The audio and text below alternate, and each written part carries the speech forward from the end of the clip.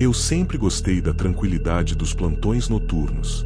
Sou médico há pouco mais de 7 anos, e durante boa parte desse tempo, fui acostumado a trabalhar em horários que a maioria das pessoas associa ao descanso. Enquanto a cidade dorme, o hospital se transforma num mundo à parte, com seus corredores silenciosos, luzes baixas e uma calma que beira o inquietante. Na teoria, é o momento ideal para colocar os exames em dia, atualizar prontuários e garantir que tudo esteja sob controle até a chegada da equipe da manhã. Mas o que ninguém te prepara durante a faculdade de medicina é que certos hospitais, por mais modernos e bem estruturados que pareçam, carregam coisas que desafiam qualquer lógica. Eu não acreditava em nada disso até o que aconteceu comigo no Hospital São Lourenço, uma unidade de médio porte no interior do Paraná, onde fui transferido por necessidade do convênio. Era um local antigo, mas bem equipado, reformado há poucos anos, embora mantivesse boa parte de sua estrutura original, especialmente nas alas mais afastadas, como a internação psiquiátrica e o setor clínico do segundo andar. Foi ali, em uma madrugada de quarta-feira, que tudo começou. Meu plantão estava tranquilo naquela noite. A chuva caía fina do lado de fora, e o hospital estava praticamente vazio. Havia só 2 pacientes internados na ala clínica, ambos idosos estáveis, e o restante do pessoal estava acomodado na salinha da enfermagem, cochilando entre uma medicação e outra. Por volta das 2h30 da manhã, fui até a copa para tomar um café. Quando retornei, reparei numa notificação no computador da sala médica, um alerta de movimentação registrada pelo sistema de monitoramento no quarto 217. Isso me estranhou de imediato, porque o 217 não estava em uso. Aquele quarto, por alguma razão que ninguém explicava muito bem, ficava sempre vazio. Alguns diziam que era por conta da localização. Era o último da ala, isolado, com a janela voltada para o antigo necrotério, hoje desativado. Outros, mais supersticiosos, falavam em coisas estranhas que aconteciam por lá. Como sempre fui cético, encarei aquilo como uma falha do sistema. Levantei da cadeira e fui verificar, mais por protocolo do que por real preocupação. O corredor da ala clínica estava mergulhado em silêncio. As luzes automáticas se acendiam conforme eu caminhava, revelando o piso antigo de granito e as paredes que carregavam cheiro de desinfetante misturado com algo mais metálico. Quando cheguei à porta do 217, parei por um instante. Ela estava entreaberta. Isso sim me preocupou. Os quartos vazios deveriam permanecer trancados, e só a enfermagem tinha as chaves. Empurrei a porta com a ponta dos dedos, e a primeira coisa que senti foi um ar gelado que não combinava com o resto do hospital. A luz do quarto estava apagada, mas a claridade tênue vinda do corredor me permitia ver uma silhueta deitada na cama. Na hora, pensei que algum paciente tivesse trocado de quarto por engano. Aproximei-me, chamei baixo, mas a figura não se mexeu. Foi quando notei que aquilo não era uma pessoa. Era algo. A forma deitada ali estava completamente coberta pelo lençol, mas o contorno não correspondia a nenhum corpo humano. Era magro demais, com um formato alongado, quase como se os braços e pernas fossem desproporcionais. E o mais estranho, havia um som, um ruído baixo vindo debaixo do lençol, como uma respiração, mas mais seca, mais parecida com alguém tentando imitar a respiração. Com o coração acelerado, me aproximei mais, levantei um pouco do lençol, e naquele instante, a coisa se moveu. Não sei explicar com precisão o que vi. Era uma pele esbranquiçada, fina como papel. Os olhos, se é que posso chamar assim, eram escuros, fundos, e a boca estava num sorriso grotesco, largo demais para um rosto humano. A coisa apenas me encarou. Não piscou.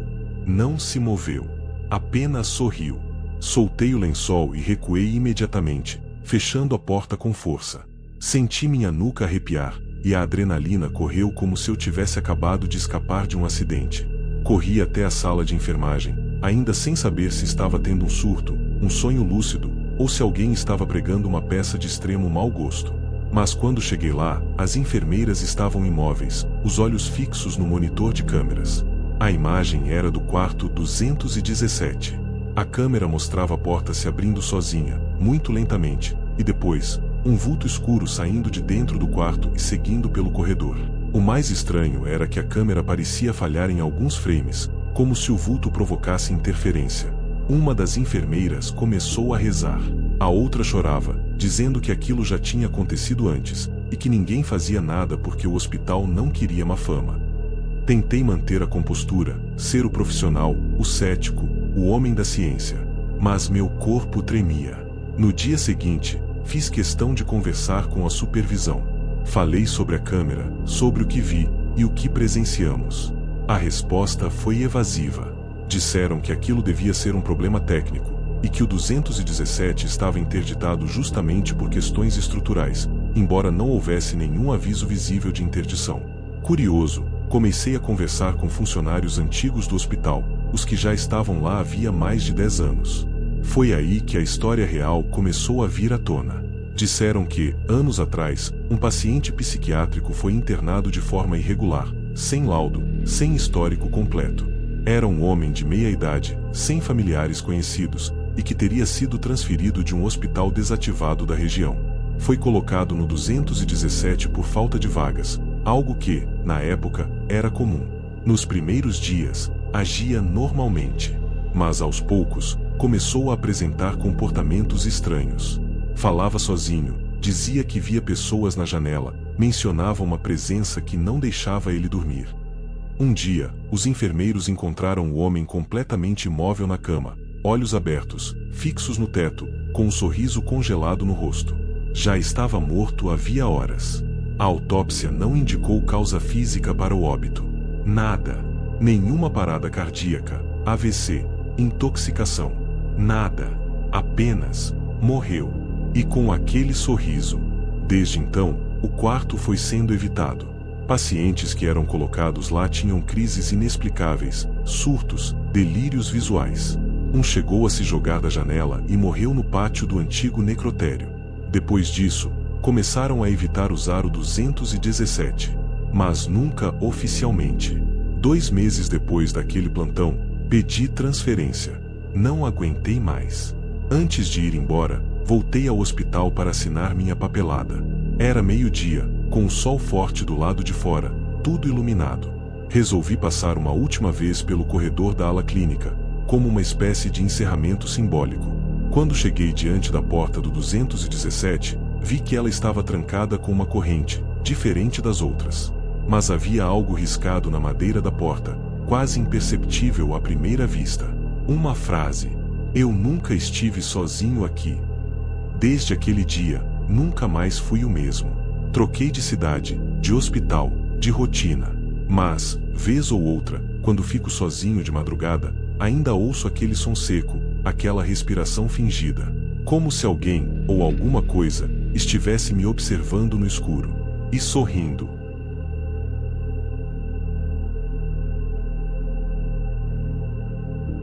Sou médico infectologista. Trabalho há mais de 10 anos em hospitais públicos e particulares, e se tem uma coisa que aprendi nesse tempo todo é que o ser humano tem medo do que não consegue entender.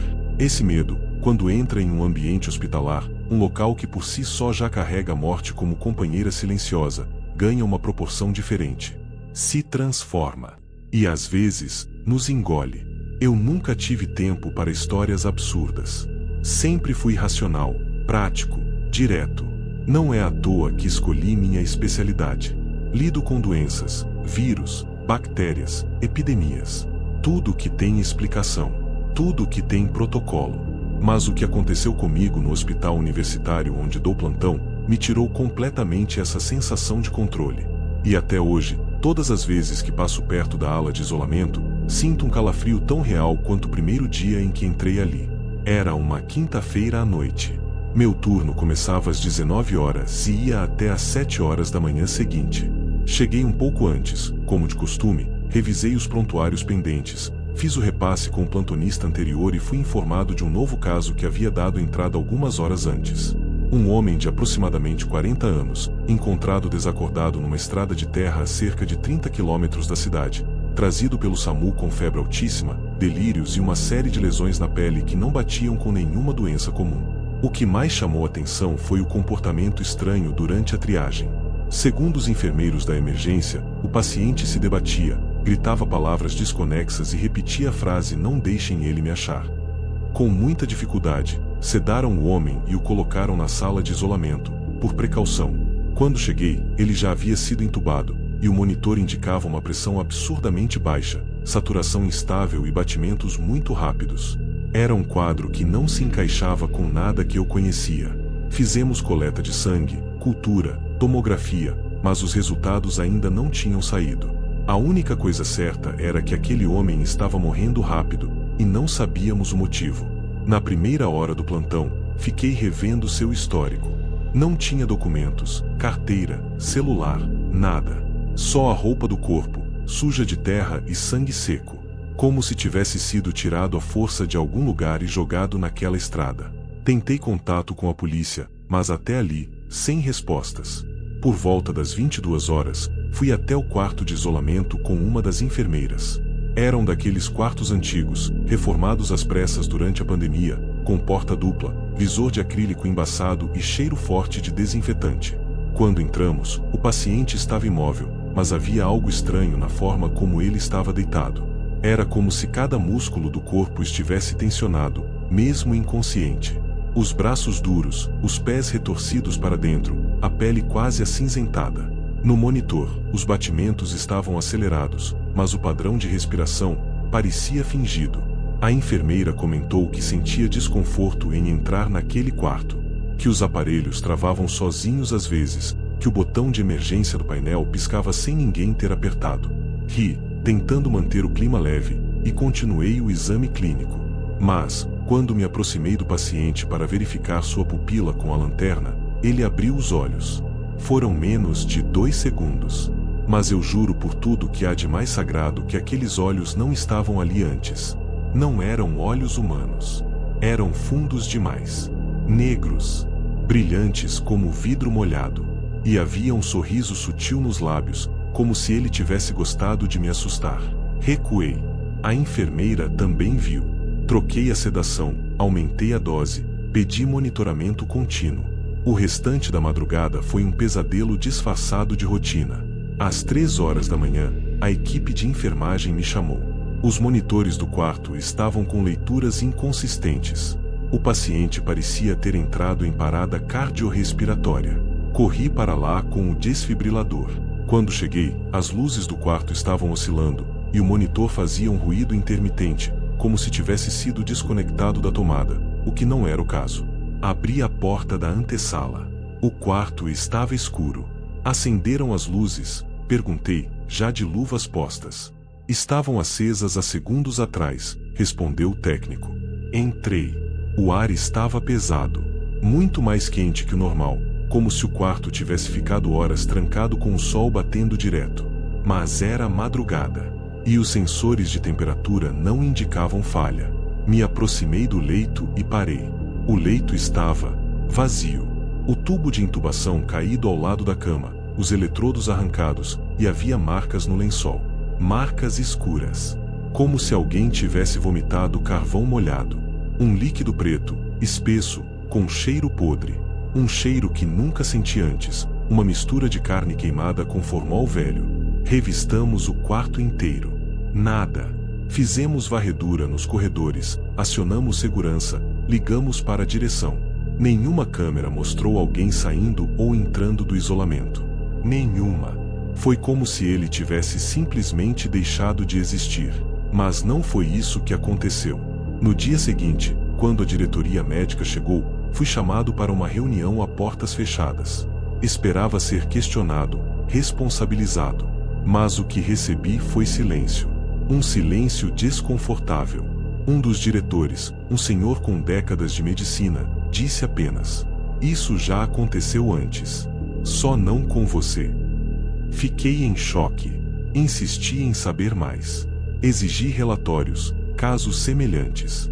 Eles negaram qualquer informação oficial, mas um dos médicos mais antigos me chamou de canto no corredor e me contou. Disse que, nos últimos 15 anos, pelo menos 4 pacientes com quadros parecidos apareceram em hospitais diferentes da região. Todos trazidos em condições misteriosas, todos com sintomas inexplicáveis. E em todos os casos, o desfecho foi o mesmo: sumiço completo. Nenhuma filmagem, nenhum vestígio, como se tivessem evaporado.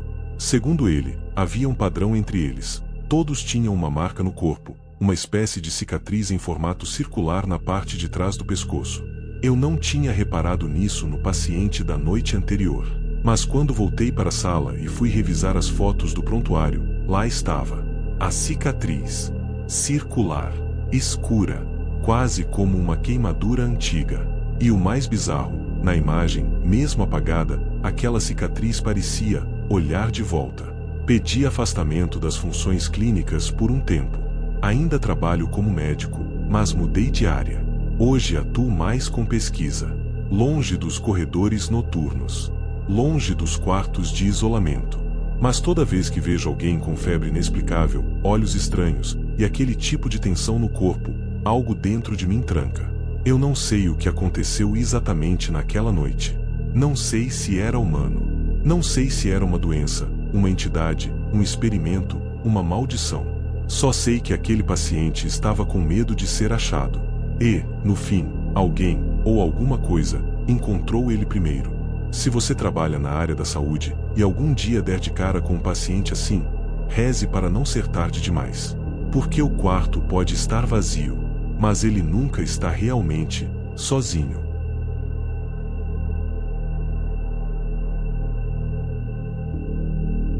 Trabalho em hospital desde os meus 23 anos. Comecei como interno, depois residente, até que me tornei clínico geral em uma grande unidade de emergência na região metropolitana de São Paulo. Já vi de tudo: tragédias de trânsito, assassinatos, tentativas de suicídio, doenças em estágio terminal. Mas nada me abalou tanto quanto aquilo que vivi em uma noite que parecia absolutamente comum. Nunca fui de acreditar no que não se pode ver. Meus pais eram evangélicos, cresci ouvindo histórias sobre demônios e castigos divinos, mas com o tempo fui perdendo a fé em qualquer coisa que não tivesse base científica. Para mim, existia o corpo, a mente e o ambiente. O resto era invenção para preencher o medo do desconhecido. Eu pensava assim, até aquela madrugada. Era uma sexta-feira. Plantão de 12 horas, das 19 horas às 7 horas. Sempre soube que sexta-noite era movimentada. Brigas, acidentes, abuso de álcool, de drogas. Mas aquele começo de plantão estava normalmente tranquilo. O hospital estava quase silencioso, e até a equipe parecia mais relaxada do que o normal. Na emergência, tínhamos apenas 2 casos internados, uma senhora com pneumonia e um jovem com fratura exposta na perna após uma queda de moto. Por volta das 23 horas, fui para a salinha dos médicos revisar prontuários. Tinha acabado de tomar um café quando o rádio da enfermagem chiou. Era a técnica de enfermagem da ala 2. Doutor, a paciente do 14 está agitada. Está falando umas coisas estranhas. Respondi de imediato. O quarto 14 ficava no final do corredor da ala clínica, normalmente destinado a pacientes que precisavam de observação mais longa. Aquela paciente, em especial, havia dado entrada na noite anterior. Mulher de aproximadamente 60 anos, sem acompanhante, levada por vizinhos. Queixava-se de fraqueza, dores no corpo e visão turva. O exame clínico indicava sinais de infecção, talvez uma sepse em estágio inicial, mas os exames ainda estavam inconclusivos. Caminhei até lá com certa pressa. O hospital à noite tem um ar diferente. O som das solas do sapato no piso encerado, as luzes fluorescentes piscando, o silêncio cortado apenas por bips de monitores cardíacos. Há algo naquele ambiente que mexe com os sentidos. Algo estranho.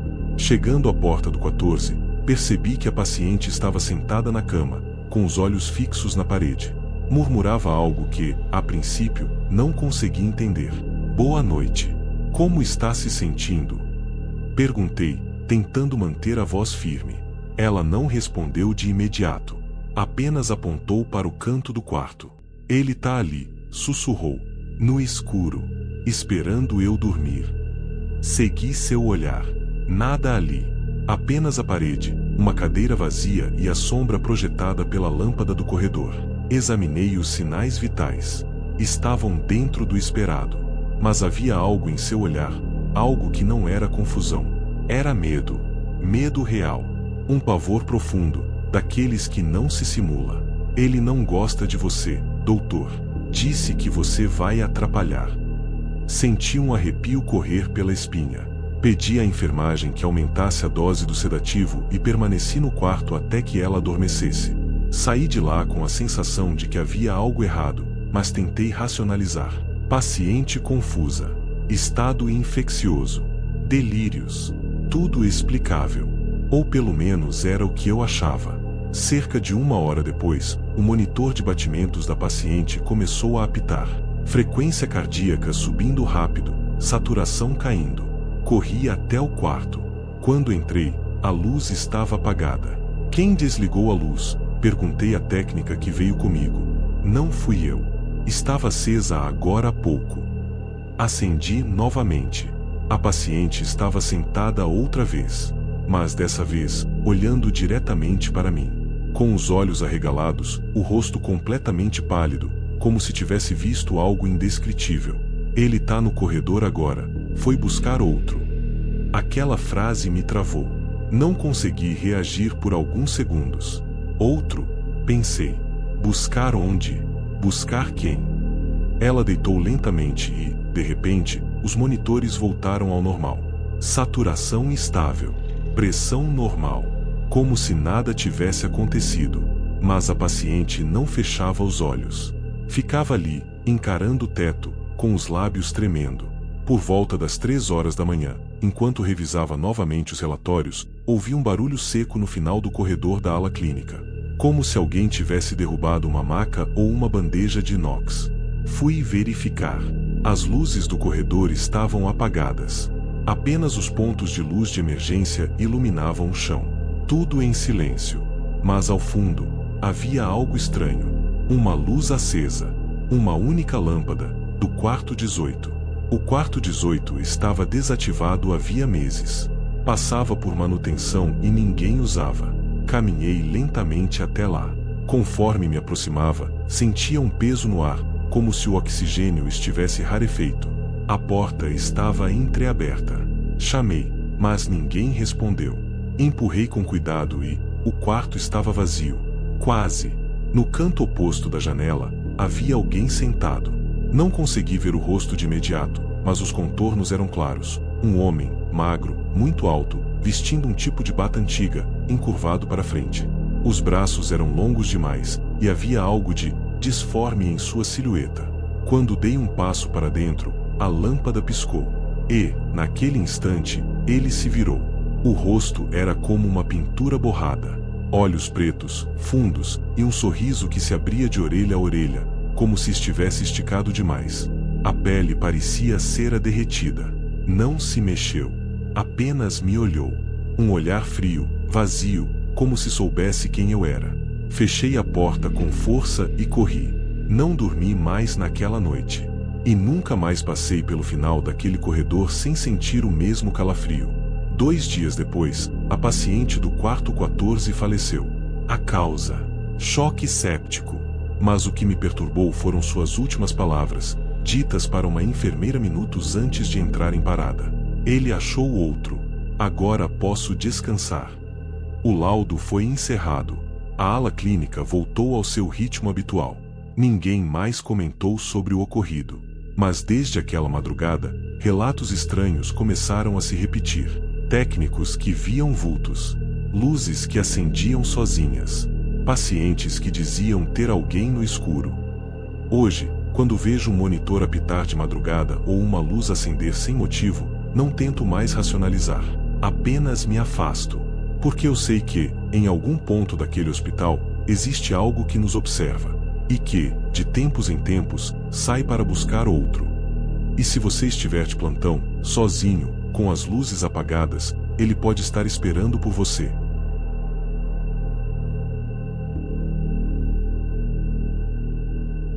Tem gente que acredita que trabalhar em hospital é se acostumar com a morte. Isso não é verdade. A gente nunca se acostuma. A gente aprende a conviver, a dividir espaço com ela nos corredores, a atender um paciente sabendo que talvez ele não passe da noite, a sorrir para uma família que ainda não sabe o que vem pela frente. Eu me formei em medicina há pouco mais de 8 anos. Escolhi a clínica médica porque queria ajudar, mas também porque era, digamos, mais neutra que outras áreas. Não tão mecânica quanto cirurgia, não tão emocional quanto oncologia. Na teoria, era mais segura. Mas o que me aconteceu durante um plantão comum de sexta-feira me fez repensar tudo. Me fez entender que existe algo além da doença. Algo que não se vê em exames. Algo que pode habitar dentro de um simples prontuário. Naquela noite, estava no Hospital Municipal São Vicente, na zona norte do Rio. Era meu segundo mês como efetivo. Plantão de 24 horas. As primeiras 12 foram normais. Alguns atendimentos ambulatoriais, 2 internações por complicações respiratórias, uma crise hipertensiva. Nada fora do comum. Por volta das 23 horas, a técnica de enfermagem me chamou dizendo que tinham acabado de transferir um paciente da ala psiquiátrica para avaliação clínica. A médica da psiquiatria pediu minha presença porque o quadro tinha se agravado subitamente. Segundo ela, o paciente estava apresentando sintomas físicos estranhos que não se encaixavam em nenhum diagnóstico anterior. Fui até o leito. O homem estava deitado, olhos abertos, expressão completamente vazia. Magro, talvez com uns 50 anos, sem barba, pele muito clara, quase cinza. O crachá preso na cabeceira dizia apenas: paciente não identificado, prontuário 33. Me aproximei e iniciei o protocolo básico: verificação de sinais, exame de consciência, ausculta. Tudo parecia fora dos padrões, mas não alarmante. O que mais me incomodou foi o cheiro. Não era suor, nem fezes, nem infecção. Era algo químico. Um cheiro metálico misturado com mofo antigo, como se aquele homem tivesse sido tirado de algum lugar fechado há muito tempo. Pedi o prontuário completo na recepção. Foi aí que o estranho começou. O prontuário 33 não estava no sistema. A funcionária digitou várias vezes, conferiu nome, número, data. Nada. Era como se ele tivesse sido criado apenas fisicamente, sem qualquer registro digital. Um envelope velho, amarelado, com folhas digitadas à máquina. De onde veio esse paciente? Perguntei. Ela deu de ombros. A psiquiatria pediu a internação. Disseram que foi encontrado vagando perto da linha do trem, falando sozinho. Não deu nome. Só repetia umas frases. Voltei ao leito. O paciente estava imóvel. Os olhos, fixos no teto. Mas, por um segundo, quando me aproximei, ele virou a cabeça devagar e sussurrou: você vai abrir o que não deveria. Senti um arrepio instantâneo. Não por causa da frase em si, mas pela forma como foi dita. Como se ele já soubesse o que eu faria. Me afastei um pouco. A técnica de enfermagem que estava comigo também pareceu incomodada. Doutor, tem alguma coisa errada com esse homem. Pedi sedação leve. Não por necessidade médica, mas por instinto. Achei que seria melhor mantê-lo mais calmo. Ela aplicou o medicamento e o paciente fechou os olhos. Voltei à sala dos médicos com o prontuário em mãos. Abri o envelope. As folhas estavam desbotadas. O primeiro registro era de 1993. Assinado por um psiquiatra que, segundo a data, nem trabalhava mais no hospital. Paciente admitido após tentativa de automutilação em cemitério desativado. Apresenta discurso desconexo, comportamento catatônico intermitente e sinais de transtorno dissociativo severo. Alega ter visto o lado de dentro do tempo. Repetidamente repete a frase: o outro lado me vê. Folheei mais algumas páginas. Havia um padrão. A cada 5 ou 6 anos, o mesmo paciente reaparecia. Mesmo nome, não identificado. Mesmos sintomas. Mesmo rosto, pelas descrições. Como se fosse a mesma pessoa internada inúmeras vezes, com a exata mesma idade. Os médicos tentavam explicar como homônimos, erro de registro, confusões burocráticas. Mas as fotos dos anexos eram a mesma pessoa. Uma imagem em preto e branco, datada de 1993, mostrava o paciente sentado, olhando para a câmera. O mesmo olhar que ele tinha naquela noite. A segunda foto, de 2001. Igual. A terceira, de 2007. Idêntico. Era impossível. Fechei o envelope com as mãos trêmulas. Voltei ao leito para examiná-lo novamente. A porta estava entreaberta. Luz baixa. Quando entrei, ele estava sentado na cama. Desperto. Me esperando. Você abriu, disse, com um sorriso calmo. Preciso saber quem você é, respondi. Ninguém nunca soube. Eles só tentam. O que você tem? Por que reaparece? Ele inclinou a cabeça. O sorriso ficou mais largo. A medicina é limitada, doutor. Ela só alcança o corpo. E eu, já não pertenço só a ele. Nesse instante, o monitor começou a apitar. Frequência cardíaca, 29. Saturação, 68%. Pressão, 7/4. Os alarmes dispararam, e a técnica correu até o leito. Pegamos o ambu e o desfibrilador. Mas quando nos aproximamos, os valores simplesmente zeraram. Tudo zero. Mas ele continuava ali, sentado, olhos abertos, respirando. Chamamos o coordenador da emergência. O quarto foi isolado. O caso escalou. A diretoria foi acionada. Mas ninguém sabia o que fazer. Nenhum exame acusava alteração. Nenhum dado era consistente. A equipe da psiquiatria se recusou a atendê-lo novamente. E então, às 4h27, ele desapareceu. Literalmente. As câmeras do corredor captaram uma falha elétrica de 11 segundos. Quando a imagem voltou, o leito estava vazio. A cadeira caída no chão. A porta trancada por dentro. Nunca mais foi visto. A única coisa deixada para trás foi o prontuário 33. No dia seguinte, tentei entregar o documento à direção. Eles negaram qualquer paciente com esse registro. Disseram que nenhum quarto foi ocupado naquela noite. Que nenhuma entrada foi feita na psiquiatria. Nenhum exame. Nenhuma sedação. Nada. Comecei a duvidar da minha própria sanidade. Mas à noite, quando cheguei em casa, encontrei um envelope na caixa de correio. Sem remetente. Dentro dele, uma folha em papel máquina. Digitada à antiga. Você abriu. E agora ele sabe quem você é. Desde então, tenho sonhos estranhos. Acordo com sensação de sufocamento.